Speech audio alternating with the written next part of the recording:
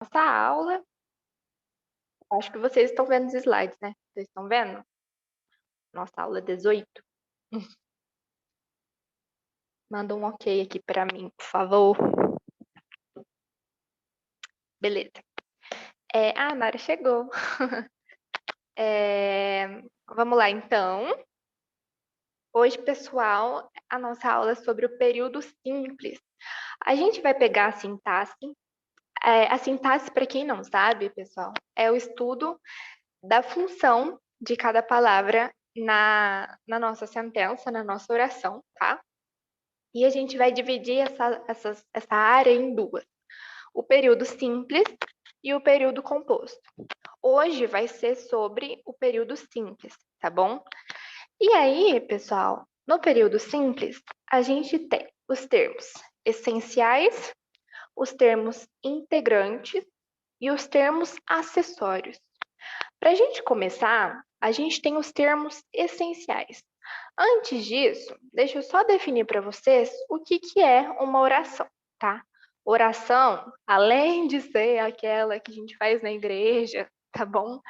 Oração é qualquer estrutura frasal, tá? Que tem um verbo. Então, um verbo, pessoal, sendo ele de ação, de estado, de fenômeno da natureza, de ligação, um verbo é o chefe da oração. Sem ele não existe oração, tá? Então, um período simples é aquela frase inteira, né? Composta por um único verbo. Se tem um único verbo, tem uma oração só, certo? Então, para começar, os termos essenciais das nossas orações são aqueles termos que precisam existir, tá? Depois vocês vão ver que não necessariamente existe, mas existe uma ideia por trás do sujeito. Que a gente tem sim a oração sem sujeito, mas a gente tem uma ideia de sujeito por trás, tá bom? A gente começa então com o sujeito. E o que é o sujeito? O sujeito nada menos é do que aquele que realiza a ação, mesmo que essa ação não seja um verbo de ação, é aquele que faz alguma coisa na frase. Para a gente achar o sujeito, a gente só precisa perguntar quem ao verbo. Como assim perguntar quem? Ó, nós temos uma frase seguinte: a menina fez as compras da semana. Qual que é o verbo dessa oração? O verbo fazer, certo? A menina fez as compras. Aí a gente pergunta, quem? Quem fez? Certo? E isso vai dar a resposta. Cadê meu mal? Achei. Isso vai dar a resposta do sujeito. Quem fez foi a menina. Então, a menina é o sujeito da minha oração. Certo? É uma ideia bem simples de entender. Mas se vocês tiverem dúvida, por favor, podem me parar, tá bom? A gente tem, pessoal, óbvio, que esse sujeito ele não vai se comportar da mesma forma em todas as orações, né? Em algumas, ele vai ficar de um jeito, nas outras vai ficar de outro. Então, por isso, esse sujeito, ele é classificado, certo? A gente tem o sujeito simples, por exemplo. Uma coisa que é simples é uma coisa simples, né? Então, o sujeito simples, pessoal, ele se refere a quando eu tenho apenas um núcleo, um termo só. Como assim um núcleo? É somente uma partícula que vai realizar a minha ação. Então, a minha mãe resolveu ir à praia. Apesar de que eu tenho três palavras, a minha mãe é um ser só, né? Eu não tenho duas mães. Então, a minha mãe resolveu ir à praia. É um núcleo só, tá bom? Mesmo que seja um plural, tipo assim, nós resolvemos ir à praia, nós é uma palavra só, é um núcleo só, apesar de ser mais gente, né? Mais de uma pessoa. Então, esse é o conceito de sujeito simples. Agora, para a gente entender melhor, a gente tem que ver o que é um sujeito composto, quando não é simples. O sujeito composto, pessoal, ele é formado por mais de um núcleo, então são mais termos, são duas expressões ou mais, né? Duas ou mais, que fazem a ação. Então, a minha mãe e o meu pai resolveram ir à praia. Quem resolveram? Para a gente achar o sujeito. A minha mãe e o meu pai. Olha esses dois núcleos aqui, certo? Dois termos. Esse é o sujeito composto. Vocês entenderam a diferença entre sujeito simples e composto? Sim, né? Tudo tranquilo?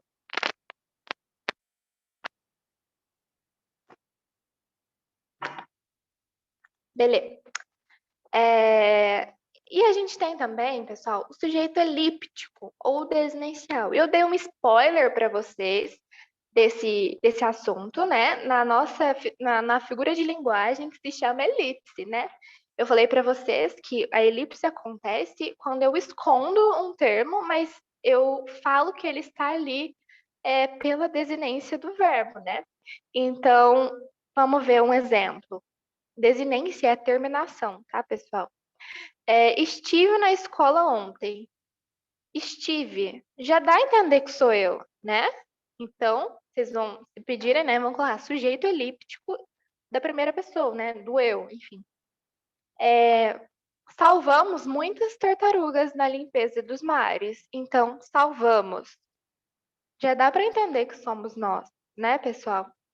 Isso acontece com vós também, por exemplo. Tipo, amai-vos uns aos outros, né?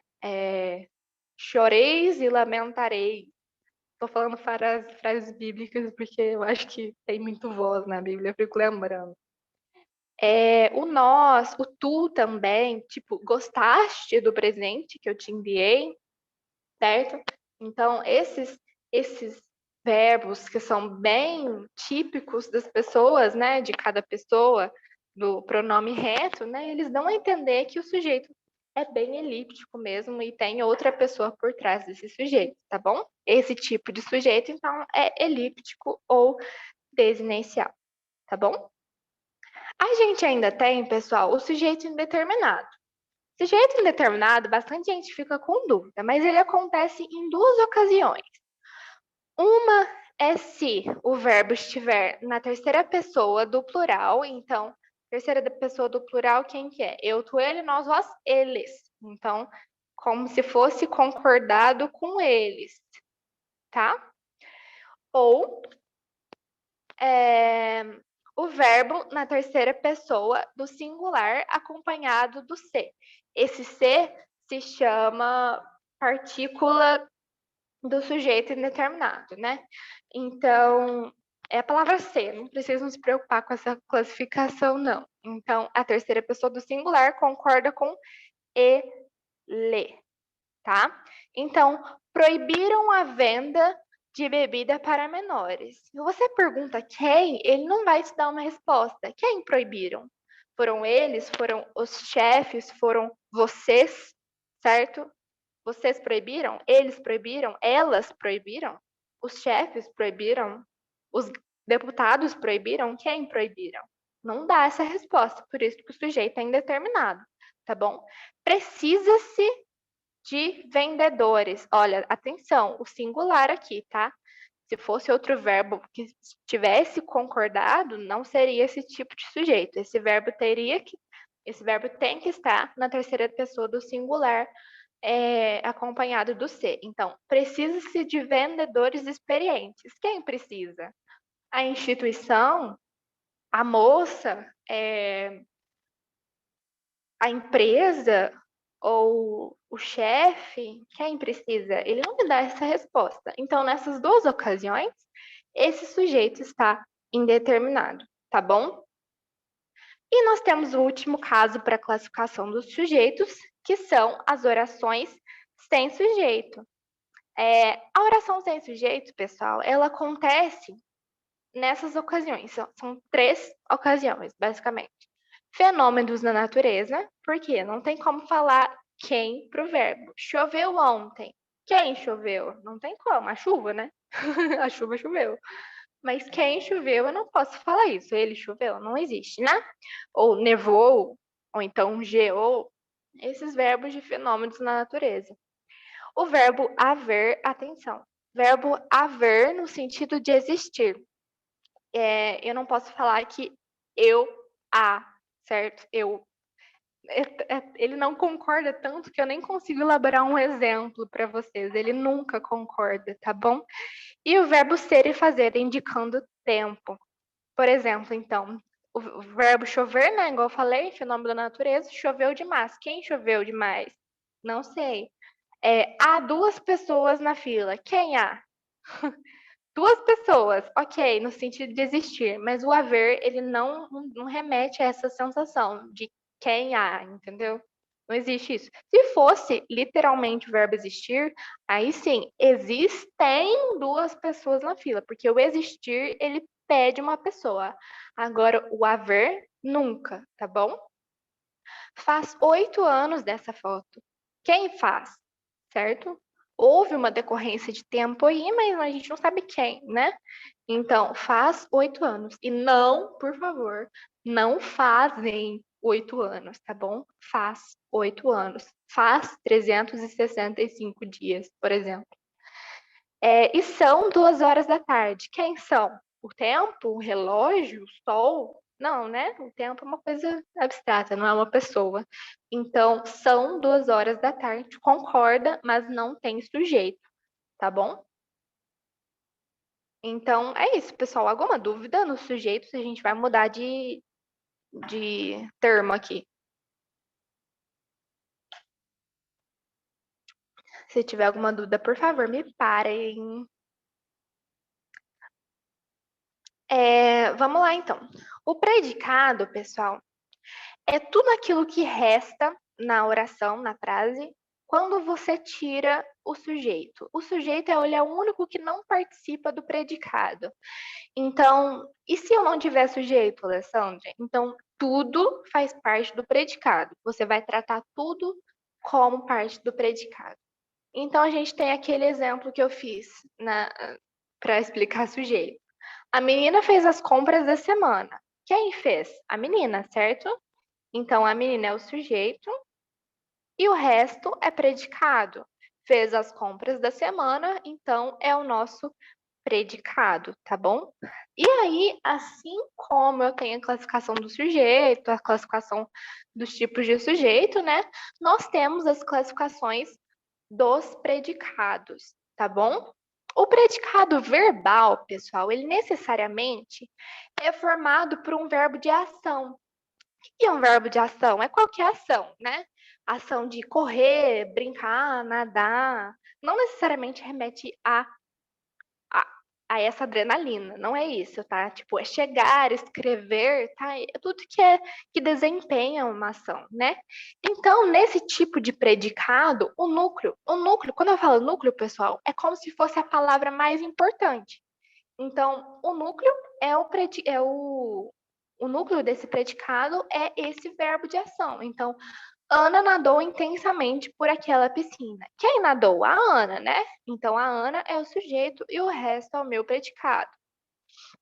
E o núcleo? O núcleo é o verbo de ação, tá? Então, ele é o núcleo do predicado, tá bom? E esse predicado, ele é classificado como predicado verbal.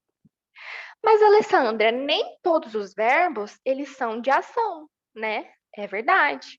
Por exemplo, o verbo estar. O que é estar? Ele é uma ação? Não, depende, né? Eu estou triste, por exemplo. Estar triste não é uma ação, né? Não é algo que eu estou fazendo. É o meu estado. Então, esses verbos são chamados de verbos de estado ou verbos de ligação, tá bom? Verbos de ligação ou verbo de estado. Quando existe um predicado formado por esse predicado é chamado predicado nominal. O verbo de ligação, ele exige um adjetivo, uma característica. Igual eu falei, eu estou triste. Triste é a minha característica, não é? Na sintaxe, esse adjetivo, essa característica, ela vai ser chamada de predicativo, certo? É a minha característica. Então, pessoal, vamos ver. Ana estava cansada após a natação. Estar é um verbo de ligação, certo? Quem estava? A Ana. A Ana é o meu sujeito. Estava cansada após a natação é o meu predicado. E o cansada é o núcleo do predicado e esse predicado se chama nominal. Entenderam? Tá tudo certo?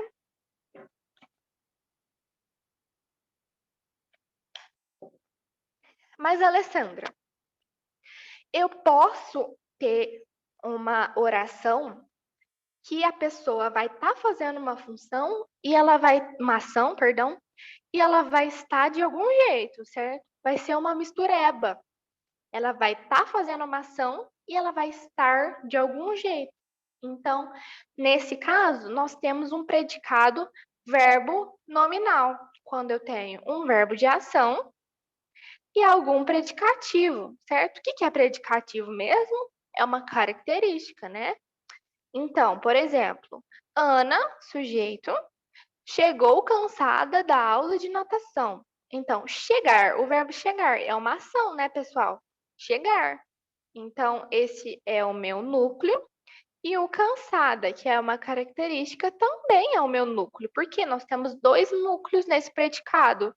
Então, o núcleo que é um verbo e o núcleo que é o predicativo. E esse predicado se chama predicado verbo nominal, que é uma mistureba desse aqui com esse aqui. Certinho, pessoal? Alguma dúvida nesse slide? Eu sei que é muito termo, né? Depois vocês peguem esses slides e estudem ele. Vamos lá, então. Alessandra. Então, o predicativo é a minha característica, né?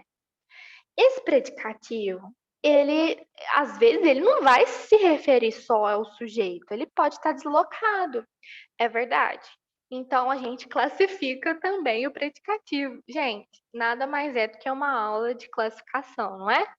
Então, vamos lá. O predicativo é a característica, né? Um adjetivo. Ou uma locução adjetiva. Quando essa característica se refere ao sujeito da frase, esse predicativo vai se chamar predicativo do sujeito. Então, o réu foi julgado culpado. Foi julgado é o meu verbo, nesse caso, uma locução verbal, porque está na passiva, né? Na voz passiva. Então, esse é o meu verbo. Quem foi julgado? O réu. Então, o réu é o sujeito. E o culpado? O réu foi julgado culpado. Culpado, pessoal, faz referência a réu, não faz? Então, ele é um predicativo do sujeito.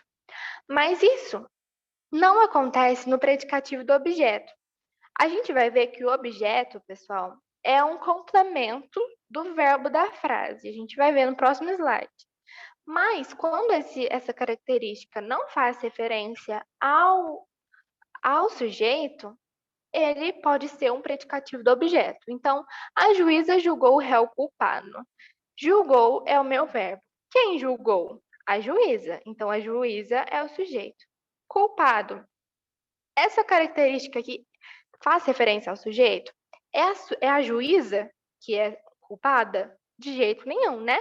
É o réu que é culpado. Então, ele é um predicativo do objeto, certo? É isso que é a classificação do predicativo. Só esses dois, tá bom? Tô tentando ser o mais didática possível, tá, pessoal? Mas podem me parar, por favor, tá? A gente tem, então, igual eu falei sobre esse objeto, né? Vocês podem estar se perguntando, o que é esse objeto? Objeto, pessoal, eu já dei um spoiler lá na aula de regência sobre os verbos, sobre a transitividade verbal, tá? Que o objeto nada mais é do que um complemento que um verbo precisa. Um verbo, ele pode precisar ou não desse objeto, né? Se o verbo for intransitivo, significa que ele não precisa de um complemento. Por exemplo, chorar. Eu posso falar eu choro, eu chorei, certo? Sorrir. A menina está sorrindo, não precisa mais disso. Dormir. Ana foi dormir. Acordar. Ana acordou, certo? Deitar, sentar, nadar. Eu não preciso de mais nada para minha frase fazer sentido, além do sujeito do verbo, certo? Mas isso não acontece com os verbos transitivos. E esses verbos transitivos podem ser diretos ou indiretos. Os diretos, eles precisam de um objeto sem preposição, tá? Então, Laura comprou uma bolsa. Comprou. Quem comprou? A Laura. A Laura é o sujeito. Ela comprou o quê? Quem compra? Compra alguma coisa. E ela comprou uma bolsa. Uma bolsa é o objeto direto dessa frase, tá bom? Mesma coisa, Luísa lavou o banheiro. Quem lavou? Luísa. Luísa é o meu sujeito. Quem lava, lava alguma coisa. Então, o banheiro é o meu objeto direto. Pessoal, imagina se eu falo, Laura comprou. Aí você vai me perguntar, Laura comprou o quê, Alessandra? Por isso que ele é um verbo que precisa de complemento, tá? Se eu falo, Luísa lavou. Luísa lavou o quê, Alessandra? Então, a Luísa lavou o banheiro. Então, eu preciso desse complemento. Isso acontece também nos verbos transitivos indiretos. Por quê?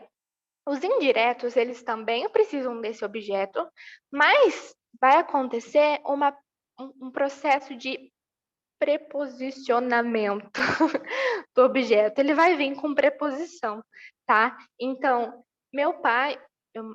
o pai só pensa em problema. Pensa, esse é o verbo. Quem pensa? O pai, certo? Então, quem pensa, pensa em alguma coisa. Olha a preposição aqui. É em problema. Então, o problema vai ser o objeto indireto. Eu preciso de ajuda. Preciso. É eu? É. Eu preciso de ajuda. Precisar. Quem precisa? Eu. Eu preciso. Quem precisa, precisa de ajuda, de alguma coisa. Então, ajuda é o meu objeto indireto, porque ele veio com uma preposição aqui, tá bom? Vocês entenderam os objetos diretos e indiretos? É isso, tá bom? Na aula de regência, depois vocês voltam lá. Vai acontecer de um verbo precisar de um objeto direto e também precisar de um objeto indireto. Por exemplo, o verbo entregar. Porque o entregar, ele precisa. Quem entrega, entrega alguma coisa para para alguém, né? Então, esse para é o objeto indireto, né?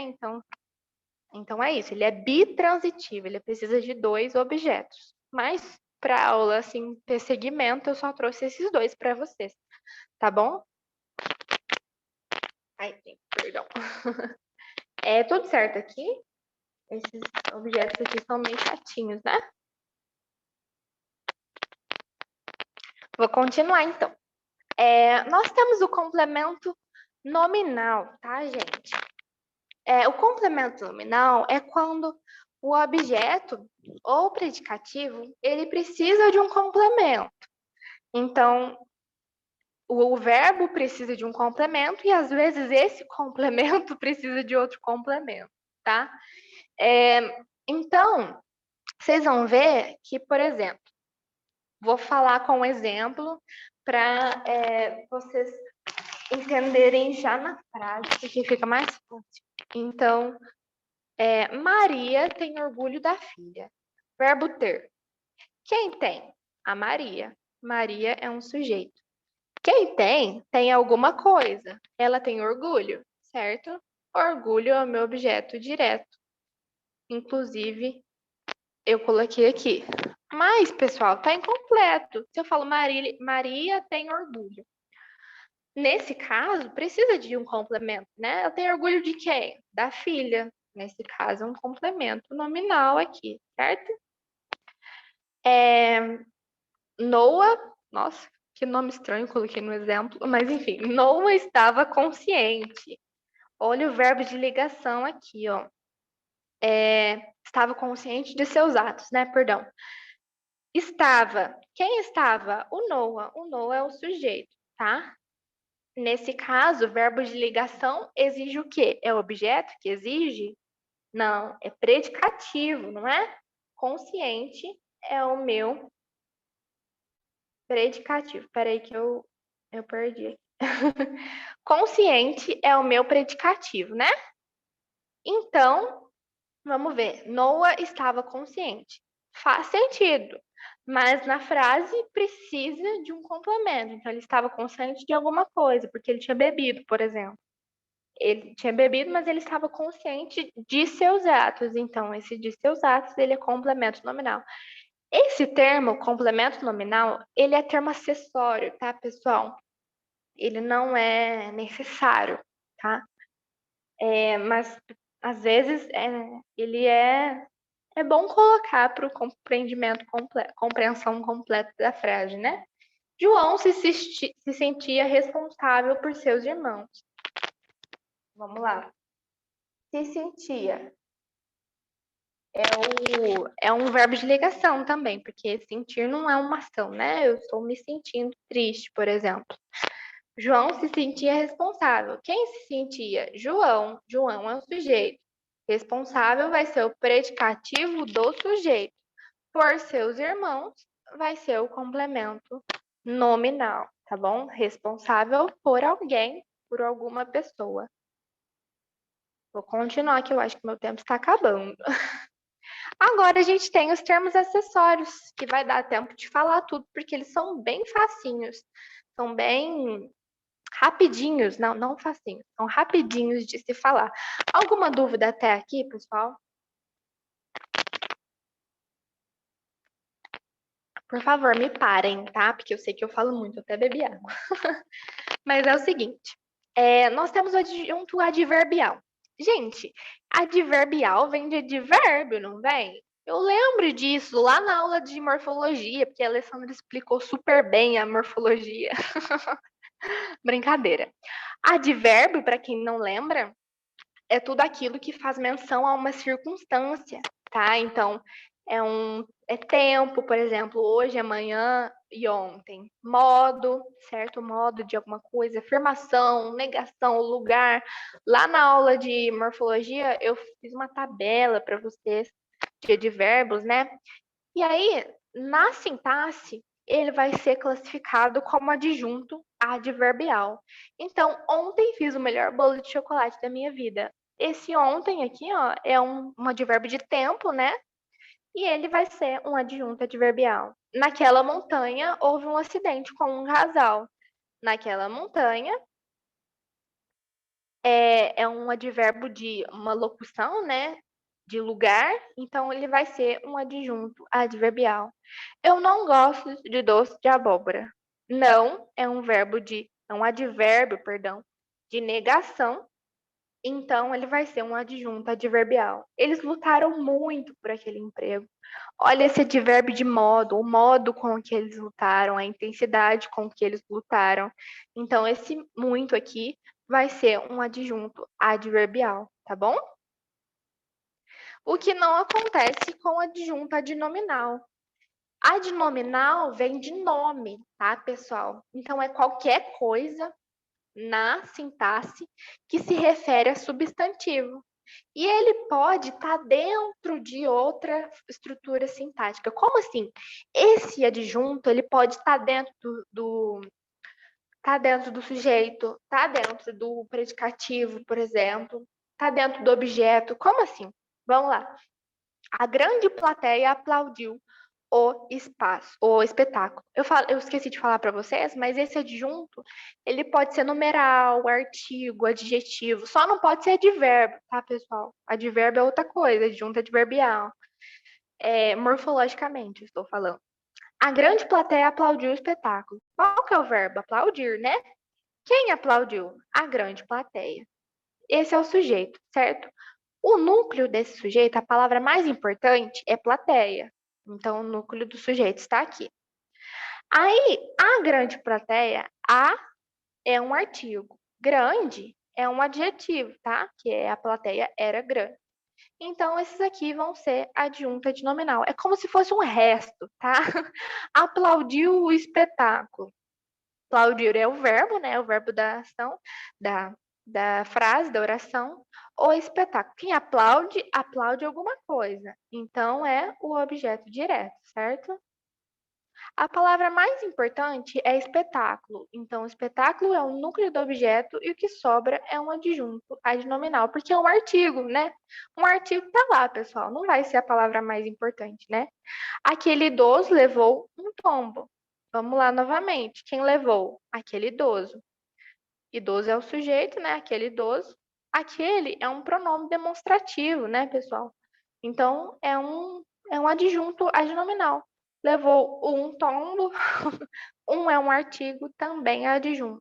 Mesma coisa, o carro de madeira. De madeira, pessoal, é uma locução adjetiva. Significa o carro é madeirístico, por exemplo. E aí vai ser um adjunto e outro artigo aqui. Vocês entenderam? O adjunto adnominal, ele é bem esse resto, assim. E sempre se liga a um nome, ó. Se ligando a carro, se ligando a pista, se ligando a tombo, certo? Essa é o fim aí do adjunto adnominal. A gente tem o vocativo, não sei se dá tempo. Tem 3 minutos, dá tempo. Vocativo, pessoal, é um chamado, certo? O vocativo ele é uma estrutura separada na frase, na sintaxe, e aí esse chamado é chamado de é chamado é denominado de vocativo. Então, Miguel, o vendedor de frutas chegou. Miguel, vocativo. Rose, a manicure se separou do marido. Vocativo. Vó, eu queria muito aquele doce. É um chamado. Esse é o vocativo.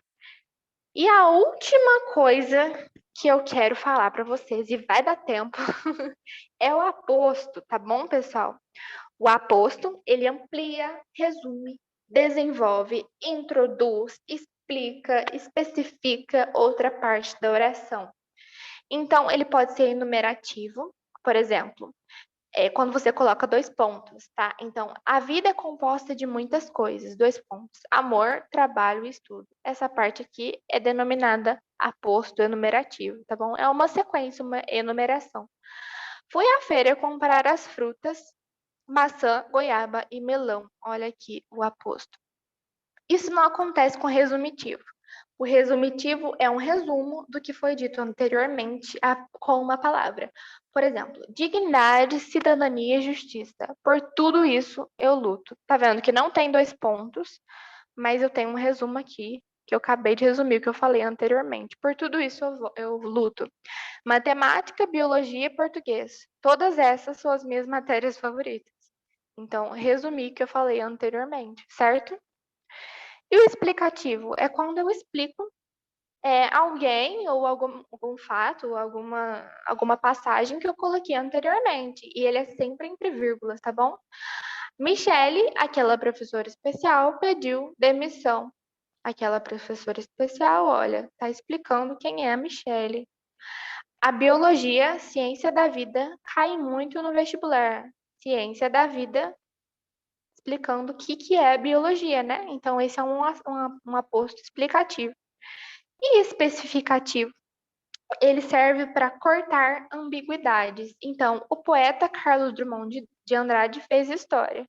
Eu poderia falar, o poeta fez história, mas eu preciso especificar qual foi esse poeta. O homem de roupa preta cometeu o crime. Eu já falei de você sobre esse exemplo lá na. Não lembro onde foi a aula, mas eu dei esse exemplo. O homem de roupa preta cometeu o crime. Eu poderia falar o homem cometeu o crime, mas o de roupa preta deixa específico quem é esse homem. Tá bom, pessoal? Então, essa foi a nossa aula.